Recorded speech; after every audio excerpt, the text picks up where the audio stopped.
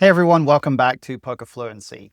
In today's video, you're going to be watching a recorded coaching session with one of my clients where we dive into a really important topic, which is comparisons between bubble ICM and final table ICM.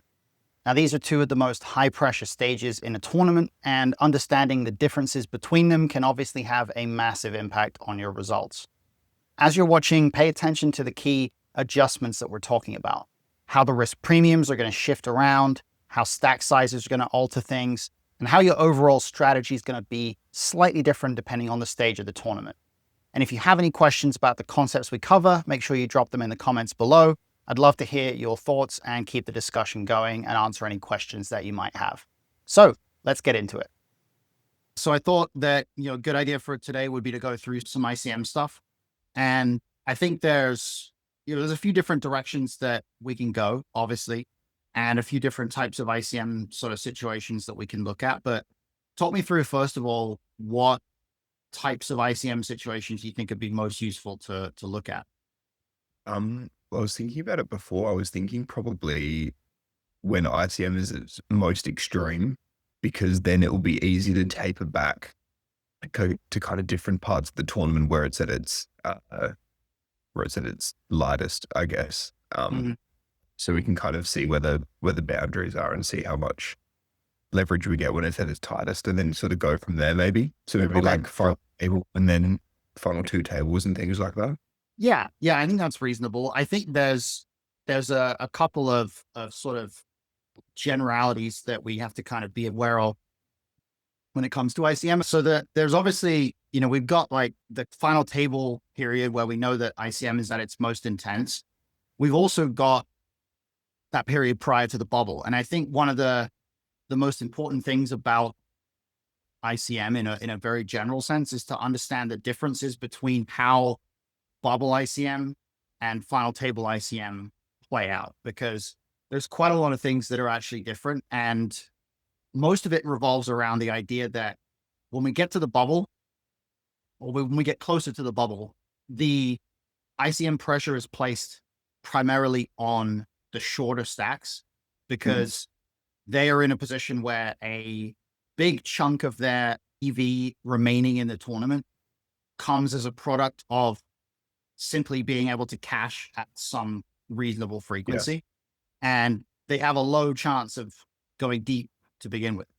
Whereas once you get to the final table, a lot of that pressure is now transferred to the middle stacks, because the upside of gaining chips changes quite a bit, and the downside of losing chips puts you in a position where you stand to obviously be the next player to bust out much more commonly. So I think a good starting point would be to highlight the differences between bubble ICM and final table ICM and kind of take it from there. So we can do a couple things in that vein. I'm just going to okay, so I'm just going to screen share right there.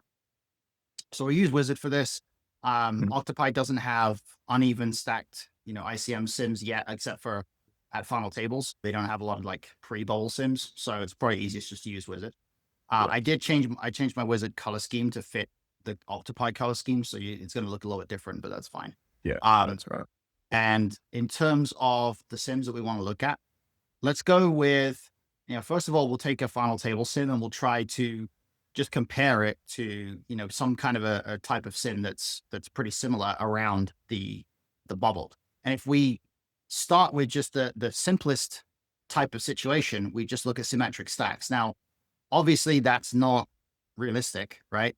But what you'll see that I think is quite an important aspect of ICM to sort of be aware of is when stacks are symmetric, if you look at what the risk premiums are, risk premiums here at this final table with 1,000 players are 13.1%, right? Everybody has the same risk premium against everybody. Now, if we switch that to 30 big blinds from 50 big blinds, risk premium's still the same. If we switch that from 30 big blinds down to even like 10 big blinds, risk premium still the same, right? So what that's reflecting is the fact that the only thing that determines risk premium is the percentage of chips that each player has not the actual number of big blinds that represents. So Yeah. that's the first thing. You can cut a 0. I always say you can cut a 0 off the blind level or add a 0 onto the blind level and nothing changes. You could take everybody's stack and cut it in half and nothing changes because it's all about the distribution of chips. And that means, you know, that we have a lot more ability at final tables to understand the differences in the distribution of chips in various ways. Now, if we look at comparing this sort of final table scenario to a bubble scenario, let's say we look at 30 big blind even stacks. Well, let's just bring up the same spot and then we'll convert it to a bubble situation. What we'll likely see is that the premiums are going to be different. So near bubble right here, 30 big blinds, we're now at 13.9. So when everything is equal, the risk premium at the bubble is actually higher because in this case, in this fictional case where everybody has the same stack, you know, everybody has a lot to lose by not being able to cash this tournament. But if we were to go with uneven stacks and we try to find a representation of uneven stacks here that actually, you know, we can look at the same spot in two different situations. So let's try to find a final table spot, first of all, that is going to make sense here. So 8-handed. Let's try to go with this one, 25 big blinds average, and starts with 25, 37, and 19. So let's go bubble, yeah, there we go. Okay, so this one. So this is the exact same spot at the final table and then at the bubble, right? Same basic stack sizes, same approximate game tree, although there's some small variations here. There's like, you know, players have like a raised to 11 instead of raised to 11.9. You know, it doesn't really matter very much. The bottom line is that we have basically the same sim. And if we look at the risk premiums between these stacks, there's a couple of different things that we can notice. Let's pin this right here. The first thing is if we look at what the highest risk premium is here at the final table, it's 37 big blinds versus chip leader, right? Second place versus chip leader at the final table. Clearly, that's going to be the spot with the most ICM pressure. If we look at the bubble, that's not the case. Completely different. Under the gun 1 at 37 on the bubble against chip leader only has 12.3. And instead, a lot of these short stacks are now in a much more pressured position because they simply are forced to do a lot more waiting around. And in fact, comparing these two, you can really see it's almost like it kind of flips around almost. Like it doesn't completely flip around because there are some stuff like low jack versus chip leader, for example, like 19 bigs versus 53 bigs. They still have a big risk premium.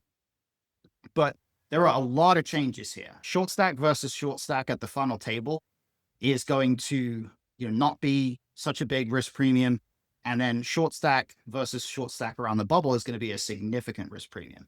Now, one of the things that is noteworthy here about final table compared to the bubble here is when we're at the final table, we have to be aware that taking chips from the chip leader is less valuable than taking chips from other players, or the chips of a big stack are less valuable than the chips of the other players. And that seems counterintuitive, or it seems like maybe it doesn't, you know, it's not super clear why that's the case, but it comes down to at a final table, there's no other tables in play. So when you run an ICM calculation, it's not assuming any other stacks exist in the tournament that have static values that are not changing, right?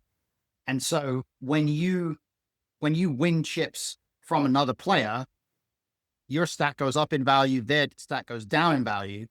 And if you gain chips from another short stacked player, you're basically turning that player into a short stack, which is significantly decreasing their V in the tournament. So there's a bigger upside to winning because by winning, you get to hurt the other player quite a bit. Yep. But and you're closer to pay jump as well, essentially. Yeah, exactly. And when you're at the final table, you know, the pay structure at that point in the tournament is more top heavy. And then when you're winning chips off the chip leader, the problem is in a lot of cases, don't really do anything other than reduce their ability to apply pressure to everybody, you're very rarely going to actually make it more likely that they're going to bust out of the tournament unless you happen to be like a middle stack and you win a really big pot off the chip leader, right? But basically, the chip leader's chips are less valuable, and the chips of the shorter stacks are more valuable because you basically get more opportunities to get closer to busting people out of the tournament.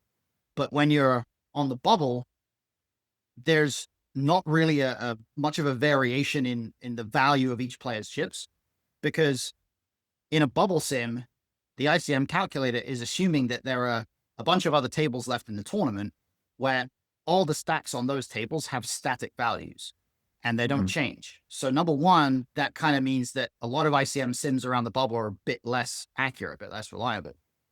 But number two, what it means is that even if we gain chips from somebody and we turn them into a short stack, the rest of the tournament field in terms of stack sizes has stayed the same.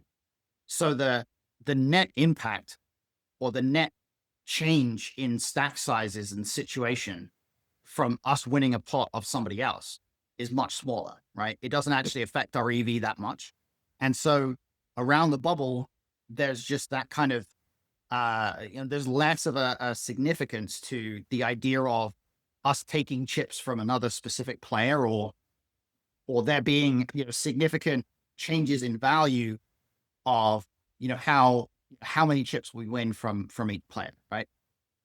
So that's another thing to be aware of. And really what I think is most impactful here is to just understand ICM in terms of risk premiums, because if we can get a good handle on what our risk premium looks like, then a lot of those principles are going to stay very consistent between, one spot and another. So the way that we play a high risk premium spot is going to be fairly similar around the bubble to what it will be on the final table. The difference is going to be what the risk premium actually is, right? So there's two elements to strategy building when it comes to ICM. The first element is estimating what our risk premium actually is against the specific player. And then the second element is building the strategy for the stack size that we have and the risk premium that we have against that player.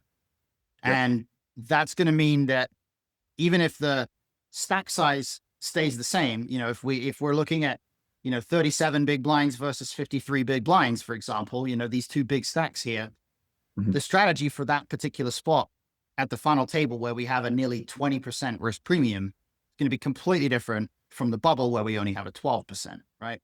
So that, I think, is one of the things to note, that we start with figuring out what the risk premium is based on the spot that we're in. And then we proceed to figuring out what the strategy is for that situation. And then there's also situations where it seems like we should have a higher risk premium than we do, right? If you look at this situation here for the final table, right? This is, this is the premiums for everybody, obviously. Oh, sorry, this is not for the final table. This is for the bubble. Is there anything that you can see here in terms of risk premiums where you feel like the number should be higher around the bubble? Like, what jumps out? Probably the big blinds risk premium against like kind of the gun one only being like 3.8%. Yeah, that was one of the ones that jumped out right away at me, right? Like the fact that the chip leader, like it's still in the tournament, but 53 bigs to 15 is pretty huge. Yeah, it is. And yet the chip leader only has a 3.8% risk premium, right? So I think that the interesting thing about this is that what it kind of comes down to is when you have a pretty big stack already and you're going closer to the bubble, because you're already you're very likely to cash the tournament anyway, no matter what. Like you're almost 100% to cash. That frequency of cashing is not accounting for, that much of your total EV. Like your EV is going to be high, but the EV that you have, or a lot of it, is accounted for by the portion of the calculation that involves figuring out how often you're going to finish first or second or third, right? So Yeah, there's In, not really future game involved. well, yeah, with future game I would heavily advise, well, not heavily, but I would advise against thinking very much about future game at all, because the methods that we have of evaluating it are mostly pretty sketchy. Mhm. And a lot of the time, the only ability that we have to predict into the future is, it's restricted to a couple of hands. It's like Yeah. And it we seems can, very we, vibe based as well. You it just is, like it's assume you have future game EV because precisely, everybody's just like you say, it's just all vibes, it's all just deciding based on vibes. And it's like I actually spoke to Stephen Chidwick about this, and he isn't really a believer in future game simulation ICM sims. Like none of the Occupy Poker sims are run with future game simulation, even though the GTO lab sims, a lot of them are run with FGS. mm, And there's conflicting ideas there for sure. But one of the things that Stevie said about FGS is that it basically, because you can only run a couple of hands of it, it attributes a massive amount of significance to who's going to go through the blinds in the next few hands, right? So yeah, okay. because being in the big blind is so much of an unprofitable spot, especially when we're dealing with big blind ante, Hmm. if you start to do future game sims, it's going to tell you like be wider in early position because you take such a big hit when you go through the big blind. And if you tell it to run a couple of hands and then you stop after the point when you go through the big blind, it's going to tell you, well, you're going to end up being in the big blind in this spot. So you've got to play wider to begin with. But if you Yeah. keep it going and you run it until you get through to the button, let's say, then it's going to look at that and say, well, this simulation ends with you being on the button, which is a really good spot. Because you're going to be on the button at the end of this sim, now you should not play as loose. In the end, what happens is when you run FGS sims, it just ends up coming down to whatever is the position you're going to be in at the end of the period that you're simulating. Yeah. Okay. So it doesn't It's really. it's it's going to end up having more impact, right? If it's going to end with you on the button, it's going to tell you to play a bit tighter because you're about to get the button. But Yeah. if it's going to end with you in the blinds, it's going to tell you to play wider because you're about to go through the blinds. Yeah. And obviously, when you start to extrapolate that out in principle to more and more hands, you start to get to a point where it becomes a wash. It becomes meaningless because Mm, everybody goes through the blinds at the same approximate frequency, right? The times when it does matter are, for example, if you run a spot where you're only telling it to predict a few hands into the future, like mm, you're telling it to go maybe two or three hands into the future, and it's and you're focusing on the strategy for the player on the button, for example. In mm. that case, if you're in a full ring table and you're on the button, especially if you've got big blind ante in play, you're going to have multiple more hands to play before you ever reach a point where you're forced to invest another chip. Yeah. And over the course of those hands, players can bust out.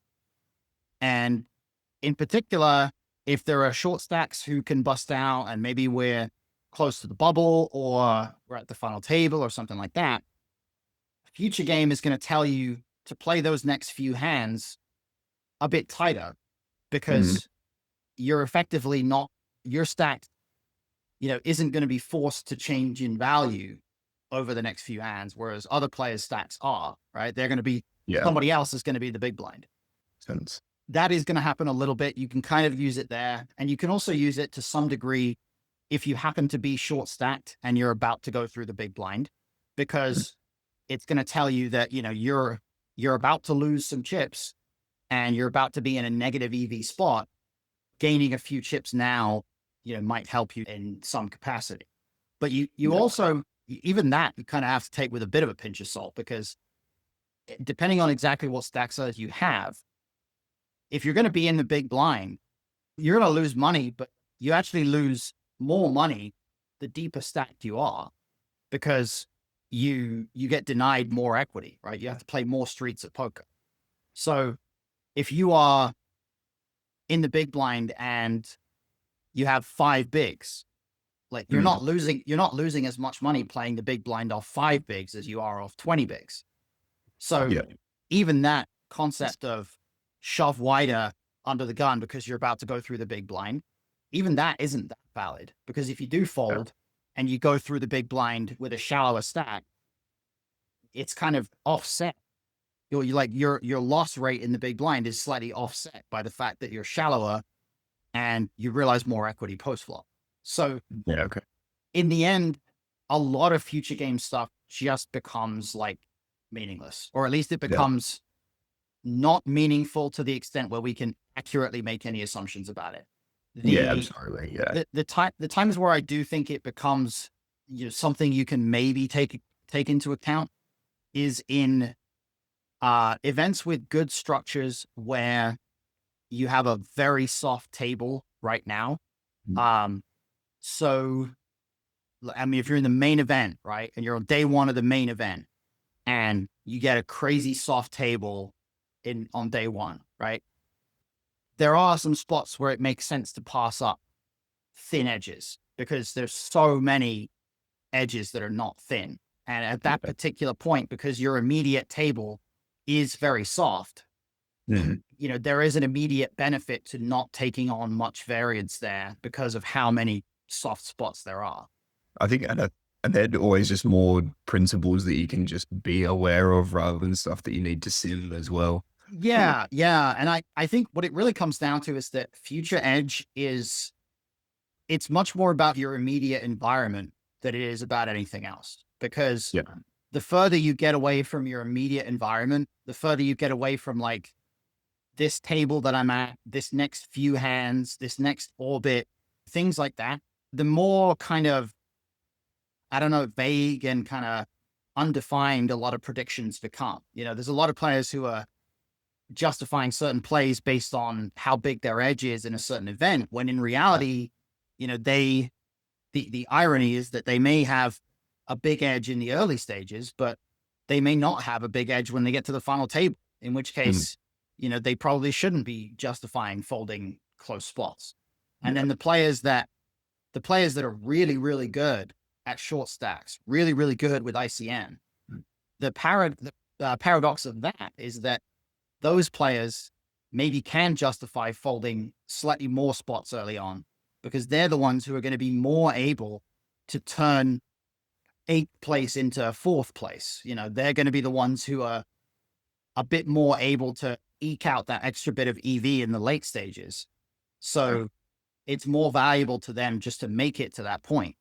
So there's just so many different contrasting things that have an impact that I think generally it's just much more of an important skill to build, to understand how to estimate your risk premium pretty well, and then maybe occasionally make some adaptations, but really just mostly focus on getting accurate with what your premium is, and then understanding how your strategy is going to be built based on that premium in different spots. Does that make sense?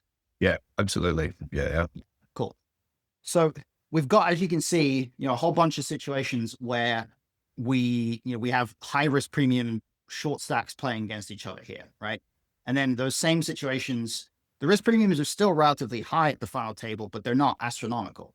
So the main thing I think would be, let's try to figure out what these strategies look like and how different they are, right? So let's take, first of all, let's take the highest risk premium on the bubble, at the final table, which is chip leader or second chip leader versus chip leader.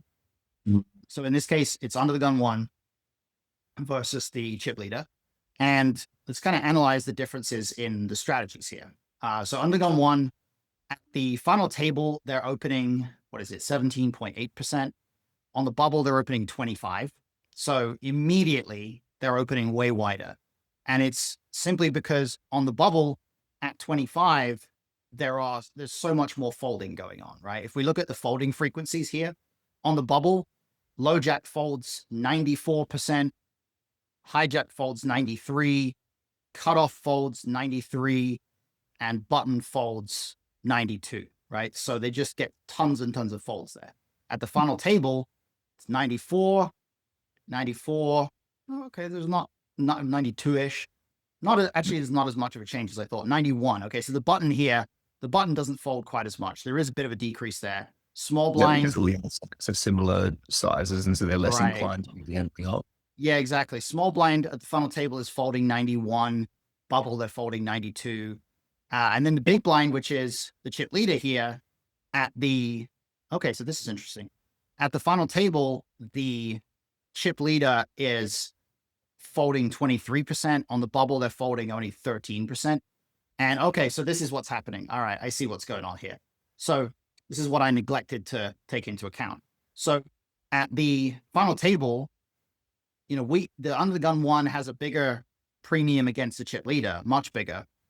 But the chip leader also has a 12% premium against under the gun one. So chip leader has to fold their big blind a bit more often at the final table. But on the bubble, that's not the case. On the bubble, under the gun one has 12% against chip leader, but chip leader only has 3.8% against under the gun one. So basically, on the bubble, the chip leader gets to play. I mean, this isn't even that far away from ChipEV, right? This is like, Yeah. you So know, they're three bet bluffing a bunch of like random offsuit stuff. But look at their final table strategy. This is way far away from ChipEV because they're only three betting kings plus and ace king suited for value. And they're exclusively bluffing with basically ace blockers, right? So there's just two completely different strategies from the chip leader here because of the fact that the chip leader has so much higher of a risk premium at the final table. And this is contributing to the, you know, the chip leader now they are actually folding more. But of course, under gun one has such a higher risk premium against them that even though under gun one is getting more folds to their open, they still can't open as wide. Does that make sense? Yeah. No, it does. Cool. So that's kind of the first thing. And then if we look at some of the short stack strategies, let's focus on the button here because they're the shortest stack. So on the button, let's say facing this 37 big blind open, facing the second place in chips open. At the final table, the button basically plays shovel fold and they don't flat anything. And they have like a tiny frequency of some clickbacks here with basically just aces and a couple of bluffs, right? Just not really very much at all. And then on the bubble, it goes from 4 to 4.5. It does stay pretty consistent here, but you can see that it's actually tighter on the bubble, right? We go from shoving 8.2 to shoving only 6.8.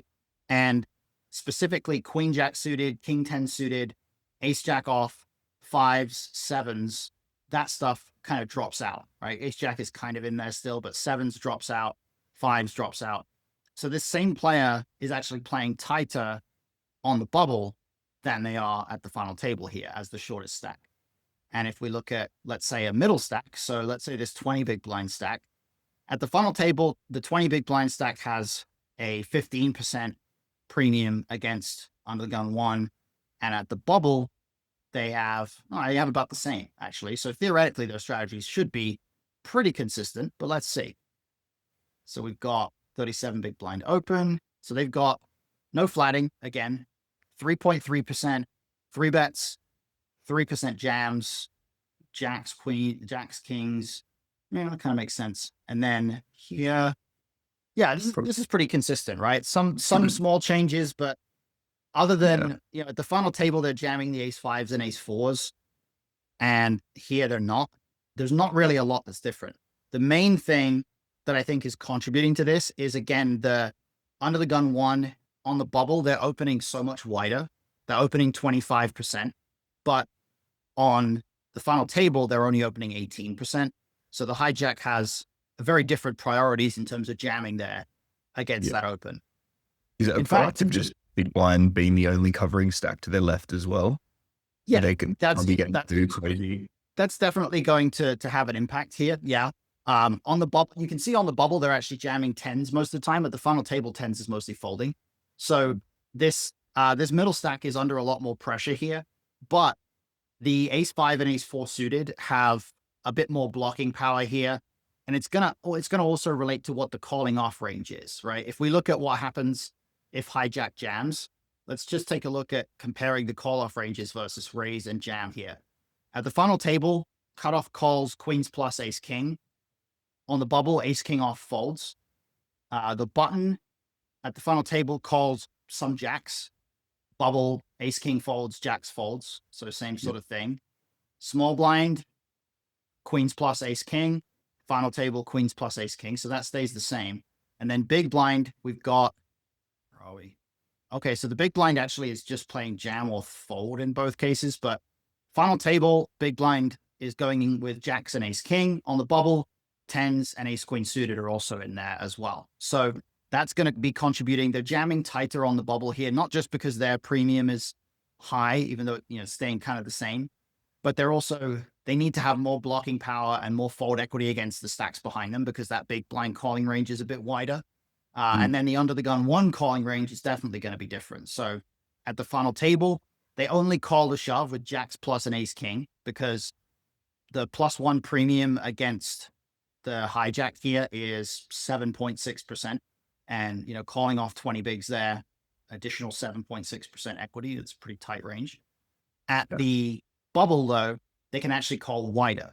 So this is kind of the weird paradox of risk premiums. It's that even though the hijack is kind of shoving, like, in some ways, a tighter range around the bubble, like they're not shoving ace 5, ace 4 suited anymore. They're shoving tens, jacks, queens. The +1 player doesn't have such a premium at the bubble, so they're actually able to call off a little bit wider. So it's kind of a weird paradox, but the frequency ends up being about the same. It's just that they're opening wider around the bubble. In order to not allow the hijack to shove too many hands, they end up calling a bit more. So they call with tens and ace queen suited when they would fold it at the final table. So there's a few differences there. What I also want to look at is, let's say, this middle stack of 25 bigs versus chip leader in the big blind, because that is going to be quite an interesting one. You can see this very polar strategy for chip leader here at the final table. And at the bubble, it's probably going to look very different. Yeah, at the bubble, we have some jamming, right, for 25 bigs. At the final table, we have no jamming. We're not jamming 25 bigs at the final tables because it's too much to risk. The bluffs are coming from a slightly different region as well. And let's also take a look at the 3-bet response, or the answer to the 3-bet here from under the gun. At the final table, we do have some calls, not a ton, but we do have some. We also have some clickbacks, and we have quite a few jams. At the bubble, let's see what we have. We have no clickbacks, right? We don't have any clickbacks. So we just play call or jam. And even though it feels like at the bubble, we wouldn't really want to flat a 3-bet against the chip leader here. In fact, if we look at our premium from under the gun premium against big blind is 14% here. And at the final table, it's about 17%. So again, at the final table, the middle stacks are under more pressure. So at the final table, the middle stack does much less flatting against this 3-bet. And instead, we're a bit more happy to flat when we get to the bubble, and we're doing less jamming, right? We are, as a percentage, it's kind of similar, but in terms of the hands that we're jamming, basically just jacks, queens, ace, king. Those are the decently high frequency hands here on the bubble. Whereas there's tons of hands here at the final table that jam, right? We prefer to just put the pressure back on the big blind at the final table. We don't like to do as much flatting, but we're a little bit more happy to flat around the bubble. So there's a lot of things that are a bit counterintuitive there in terms of how those spots play out. Now, another thing that we can do is we can look at how these spots differ once we go post flop. So let's say, for example, under the gun opens and big blind calls, right? We're just going to go, let's say, 2 sizes, pretty straightforward kind of a setup. And we'll go with a random flop, king, queen, deuce. Okay. We probably on a board like this, it's good for the original raiser. We're probably not going to see a ton of difference here, but let's just test it out. So king, queen, deuce, king of clubs, queen of spades, deuce of diamonds, king of clubs, queen of spades, deuce of diamonds. So same flop, same SPR and everything. In the final table spot, the under the gun player is basically able to range bet, right? They range bet for like 20% or 40%. Not really not really too much of a big deal. Like we still just get to play poker, and we have a pretty tight opening range. So even though we have a high risk premium, we're still able to play fairly aggressively. And then here we actually have some checking, right? Around the bubble, we have some checking. And this is where certain things get a bit tricky, right? Because we were thinking previously, well, around the bubble, like we don't have as much reason to tighten up. We don't have as much reason to play conservatively. Because if you look at the premiums, our premium at the final table is higher, right? So you would think that we would play less aggressively at the final table. But a big part of this is the nature of the ranges, because the ranges now are totally different between one spot and the other, or at least they're not totally different, but they are different. If we look at the parameters at the final table, under the gun's opening much tighter here. Yep. And the big blind is still defending very wide. So at the final table on this board, under the gun has 70.7% equity.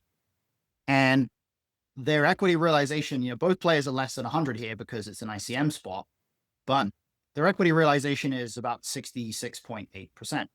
On the bubble, they have 70.1% equity, so pretty similar equity, but their equity realization is way lower.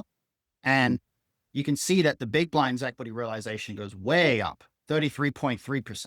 So essentially, there's a lot of things going on here that are kind of transferring EV between the two players. But in fact, what's kind of happening is just that the nature of the spot around the bubble is that the incentive is for this middle stack here to sort of, they have a tighter range, but they also, oh no, they don't have a tighter range. They have a slightly wider range is what I mean here. They have a bit more of an incentive to just try to realize equity. And if we look at, let's say, the distribution of hands, this might be a bit clearer, right? So the final table, final table, the under the gun has 45% best hands. On the bubble, they have 42.7. At the final table, they have 41.6% good hands, but at the bubble, they have 52%. So they have a pretty strong range at the bubble here, but there's a lot of hands in that range that are strong, but don't want to potentially grow the pot, right? There's a lot of this. Look at this, jacks through sixes. It's a big portion of that range, right? It's more than half of the range, jacks through sixes, ace high, ace jack, ace 10. And they have very few trash hands here. They have very little in the way of weak stuff. And big blind has 61%. It's about the same in terms of the big blind's trashy range when we're at the final table, but the original raiser is just opening a bit of a different range. And so therefore they now have 13% weak hands instead of like 5%. And actually a big part of what it comes down to is if you take a look at the types of hands that are in this range here, at the final table, they have very little, sevens or sixes. They're not opening those hands very much. And they have a lot of ace high. On the bubble, they have actually quite a lot more of this middle card stuff. We have like king 7, king 8. The stuff that arrives in their range because they're opening a bit wider is a lot of stuff that's kind of good on this board. King jack is also in there a lot more now. And then there's all these pocket pairs. So there is some stuff that's good on this board, but there's also just a lot of stuff that is now in this middle pocket pair region, this good hands area that doesn't really have as much. Like it really wants to not grow the pot significantly, right? So that's kind of where we end up here in terms of not having quite such a reason to range bet, basically. Let's look at another board. Queen 7-6. This is a good one. Queen of diamonds, 7 of hearts, 6 of spades. Oops. Queen of diamonds, 7 of hearts, 6 of spades. Oh, quick 6 of clubs. Never mind. So same board. I would imagine the dynamic here is probably going to be fairly similar. In terms of equity, we've got, at this note, we've got 63% for under the gun. And then at the bubble, it's about 60%. So it's about a 3% equity drop at the bubble here. And actually a pretty big change in strategies. That's kind of interesting. So in both cases here, against the chip leader, we have quite a lot of checking. Right. Both spots were doing a fair amount of checking. But at the final table, we actually have some hands that just rip it all in. Like there's a little bit of like kings and ace king that just rip it all in here, which is kind of surprising. But really, we have just a lot of this medium stuff that doesn't want to bet. And in both spots, that's going to be true. The only difference is on the bubble, we maybe have a bit of incentive to use that small bet. We don't need to just kind of shut the hand down there by using the all in. So there are going to be, a couple of differences. You know what might be interesting is if we just restrict if we don't kind of alter the sizings here and just force a check, first of all, we just go with basically like the same game tree, right? So in this case, if we just force big blind check, oops, take that. And then we're just going to only allow the B75. So we're just Yeah, gonna pot size bet is pretty surprising. Yeah, B75 and check. We're gonna just go with that. And this is going to kind of just allow us to kind of visualize things a bit better. At the final table, yeah, this kind of makes sense, right? At the final table, we have a higher risk premium against the big blind here, but the big blind also has a higher risk premium against us. So instead of 16.2 to 6.8, on the bubble, it's only 14.3 to 2.2. So in fact, what we've gone from this being a spot where it's sort of high risk premium versus medium risk premium. In the bubble spot, it's high risk premium versus very low risk premium, right? Yeah. And that's what kind of creates this situation where we're actually able to bet more in the final table version, not only because we're opening tighter and we have a bit more equity. We go from 60-ish, 60.3 to 62.7% equity, but also because the big blind on the bubble, the big blind doesn't have that much risk premium against us. But at the final table, we can still apply pressure on the yeah, exactly. And so there's just a lot more, there's a lot more incentive to actually play aggressively here. There's quite a few hands that benefit quite a bit from this bet. Whereas at the bubble, there's a lot more incentive to just be realizing equity with stuff like ace jack, jack 10, hands like that. So that understanding of the mutual risk premium, not only how high is our premium, but how high is our opponent's premium against us, that's really important. Now, I want to do a couple of other types of boards here. One type of board that I think is really interesting is the low card boards. So something like 764. This is a board that I think is always a good example of big blind being really strong on a lot of these textures. So at the final table, there's some donking, not just small donking, but some large donking here, right? With ICM, like some large donking does start to happen here sometimes. It's kind of interesting. And then on the bubble, they're actually donking basically their entire range, right? Yeah. And this is where it's again kind of weird.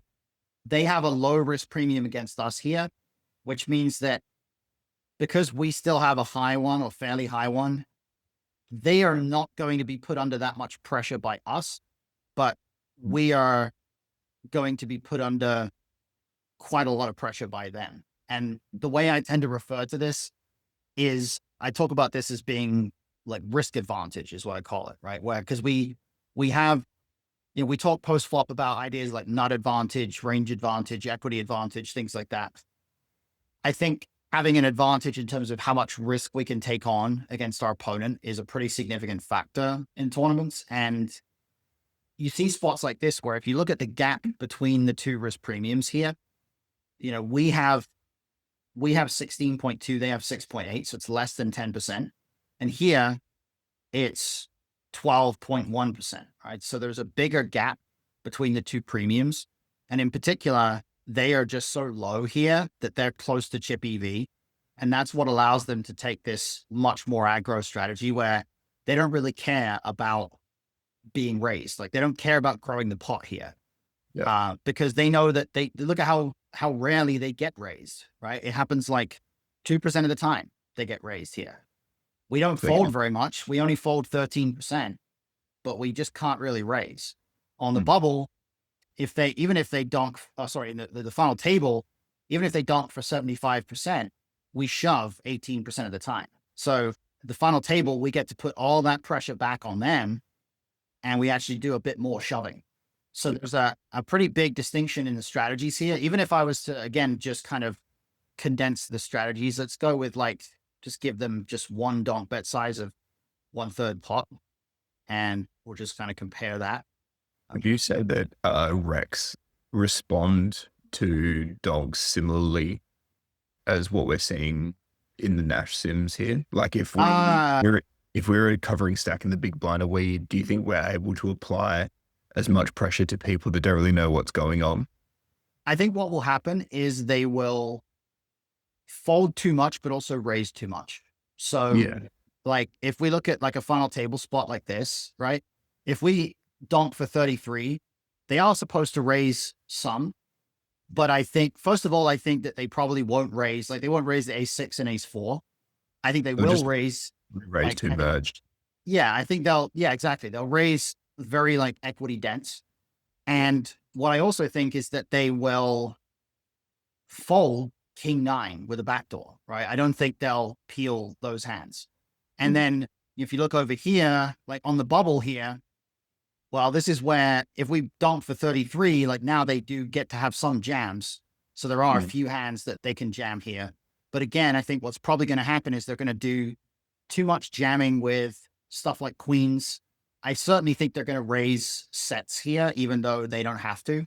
Like a set is actually kind of one of their calling hands here because it's sort of serving to protect their range a bit. And it's also just, it's so strong, doesn't need to raise. Yeah. So I think generally, yeah, they're going to raise their value hands a bit too much, but they're also going to fold a bit too much. And that can obviously have some impacts here. But yeah, you can see the effect here if we keep the sizings the same, that when we're at the final table, we do get to do quite a lot of donking here, just not that much. Whereas when we're really applying pressure on the bubble and we have a low risk premium, we get to do a ton of donking. And the same might even be true on some boards where we would never normally donk. So let's try this 10-8-5 with a flush draw, because that would not normally ever be a donk betting board. But let's see, it might have some donks here.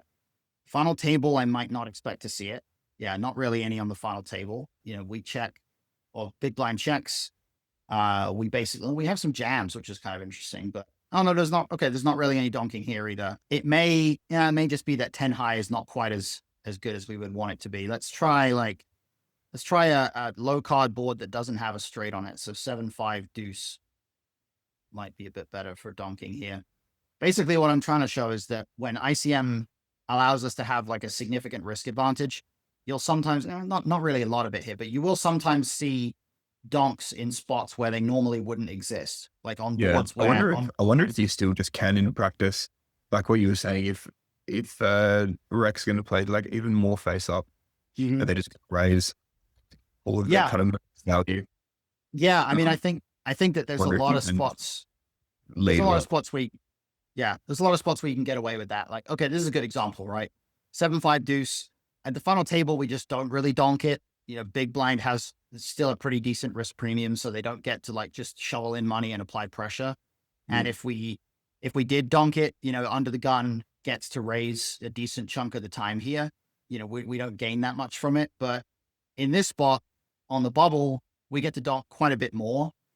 And when we do donk, they don't even really get to raise all in, right? They have to raise to like a non-all in size, because even though the stack sizes are the same, they have a little bit more incentive here to not put their whole stack in. They want to like they can do things a bit differently there. So there are a lot of things that start to change when we look at the changing incentives there.